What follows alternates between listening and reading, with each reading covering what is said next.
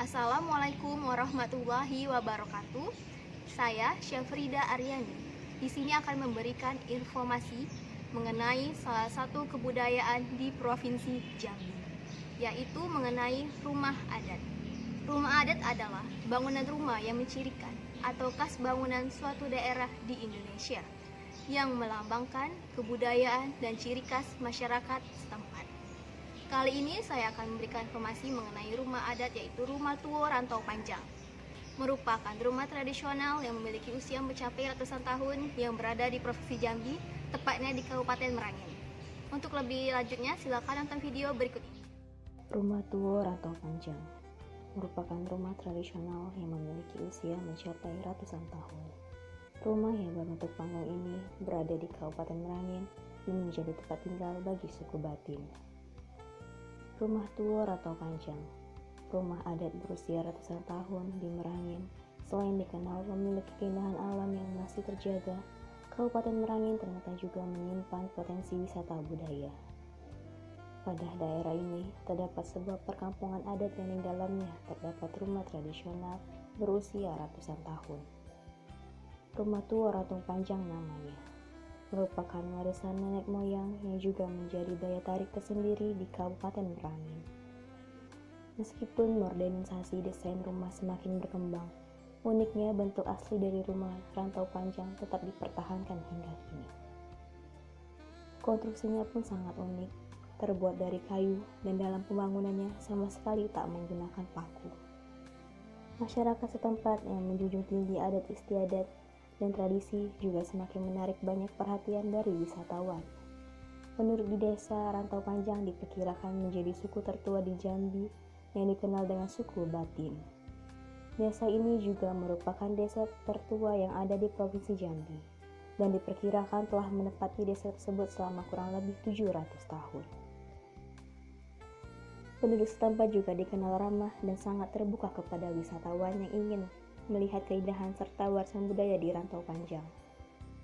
Pesona Rumah Tuo Rantau Panjang pada desa ini dapat ditemukan Rumah Tuo Rantau Panjang sebanyak 60 buah yang berdiri tegak hingga kini.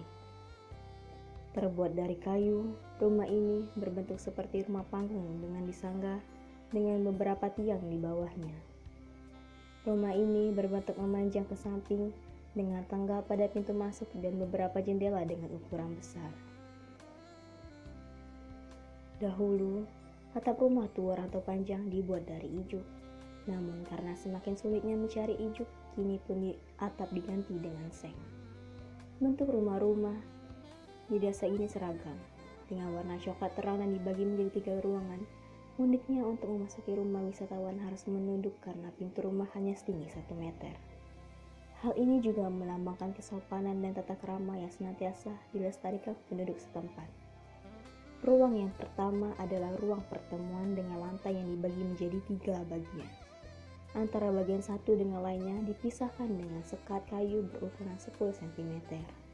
Lantai yang agak tinggi disebut dengan balai melintang, diperuntuk untuk milik mamak dan ulama. Sedangkan lantai tengah untuk warga, serta lantai lorong yang menuju ruang kedua diperuntukkan bagi para pekerja.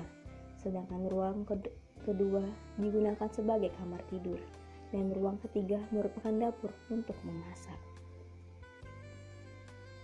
Rumah Tuo Rantau Panjang memiliki konstruksi kokoh serta dirancang tahan terhadap guncangan gempa bumi. Hal ini bisa terjadi karena adanya kayu sendi yang digunakan sebagai bantalan tiang penyangga. Selain kayu sendi, rahasia keawetan rumah panggung berusia ratusan tahun ini terletak pada getah pohon itu yang dioleskan pada kayu-kayu setiap 5 tahun sekali. Dari sekian banyak rumah panggung di desa Rantau Panjang, ada satu rumah yang paling menyita perhatian. Rumah tersebut terletak di ujung kampung dan konon menjadi rumah yang paling tua dari deretan rumah panggung lainnya. Rumah ini dibangun saat pertama kali pindah dari Kerajaan Koto yang diperkirakan sekitar 700 tahun yang lalu. Rumah Tuo Rantau Panjang ini selain menjadi tempat tinggal juga merupakan museum dengan koleksi benda-benda tradisional di dalamnya. Dinding rumah dihiasi dengan ukiran-ukiran indah, serta ditemukan pula ukiran pada tiang penyangga rumah. Selain itu, masih banyak lagi yang bisa dilihat wisatawan seperti hiasan kepala kerbau, tempat sirih, keramik-keramik kuno, dan juga ambung yang sering digunakan untuk membawa hasil pertanian masyarakat setempat. Terima kasih telah menonton video ini. Jangan lupa like, comment, and subscribe di bawah ini. See you!